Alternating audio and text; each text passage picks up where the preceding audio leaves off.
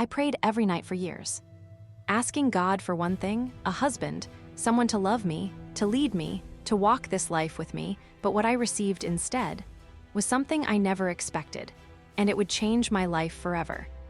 My name is Hannah, and this is my story. I am 33 years old, a quiet woman with a soft smile. I lived alone in a small, tidy apartment. Every morning, I make myself a cup of tea, opened my Bible, and spent time with God. I loved Jesus with all my heart. I went to church, helped in Sunday school, and prayed often. But there was one prayer I always prayed more than any other. Dear Lord, please give me a husband. I wasn't looking for someone rich or famous, just a man who loved God, someone kind, someone who would love me, pray with me, grow old with me. Every night before I went to sleep, I whispered that same prayer. Please, Lord, if it's your will, send me someone. I had been praying that prayer for almost 10 years. My friends had all moved on, married, started families. I have been a bridesmaid 5 times. I always smiled in the pictures. But after every wedding, I went home to an empty apartment. I cooked dinner for one. I sat in church alone. I watched families take up whole rows while I sat in a single seat. Sometimes, I wondered if I was invisible. People would say kind things like, God's timing is perfect, or maybe you're just being saved for someone really special. But the words started to feel empty. They didn't take away the loneliness from me. One evening, I came home from another wedding. My best friend had just gotten married. The wedding was beautiful. Everyone had danced, laughed, and taken pictures. I smiled all day. But as soon as I closed my apartment door that night, I sat on the floor and cried. God, why not me? I've waited, I've trusted, I've done everything right. I didn't sleep much that night, but around 3 a.m., something changed. I got out of bed, knelt beside it, and prayed again. But this time, my prayer was different. Lord, if I never get married, help me to be okay. Help me to be full of you. Help me to still live with joy. That night, I gave her dream to God. I still wanted it, but I wasn't going to hold on too tightly anymore. A few weeks later, my phone rang. It was my younger sister, Rachel. She sounded scared. There's been an accident, she said. I'm okay, but I can't take care of the kids right now. My younger sister, Rachel, was a widowed mom with 3 young children. The father had left this earth years ago.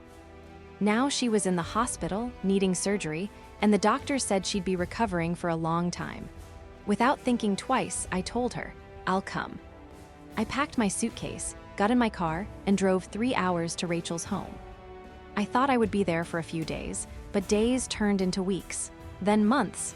At first, it was hard. The kids were wild. The youngest had tantrums. The oldest missed her mom and cried at night. The middle one wouldn't eat anything except peanut butter sandwiches.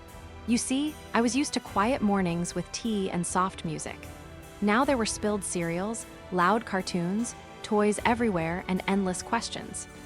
I was exhausted, but I kept showing up. Every morning I packed lunches, I helped with homework, I cleaned up messes, I tucked them into bed and sang them lullabies. Slowly, something started to change. The kids began to smile more. They started calling me Mama Hannah. They would run into my arms when I came home from the grocery store. They would ask me to pray for them when they were scared. One night, the youngest girl crawled into bed with me after a nightmare. I wrapped her arms around her and whispered a prayer. Jesus, keep her safe. Let her feel how much you love her. And in that moment, I felt something strange. I felt full, not lonely, not forgotten, just full. Later that week, while reading my Bible during nap time, I came across a verse. God sets the lonely in families. Psalm 68:6.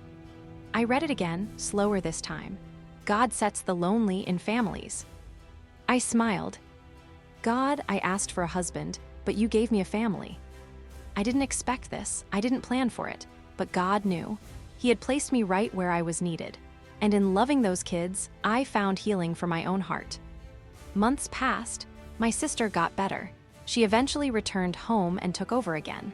But the kids still visited me every weekend.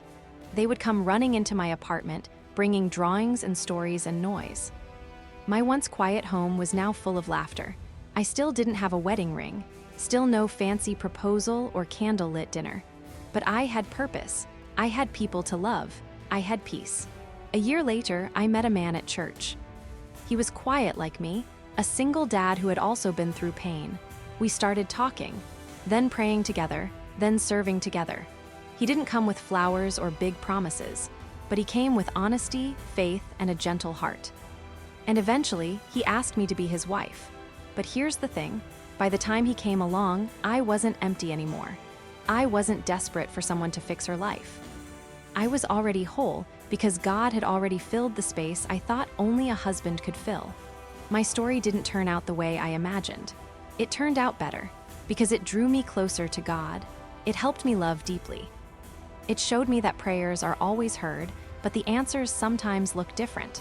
You might be waiting for something too, a relationship, a healing, a dream, and maybe it feels like God is silent.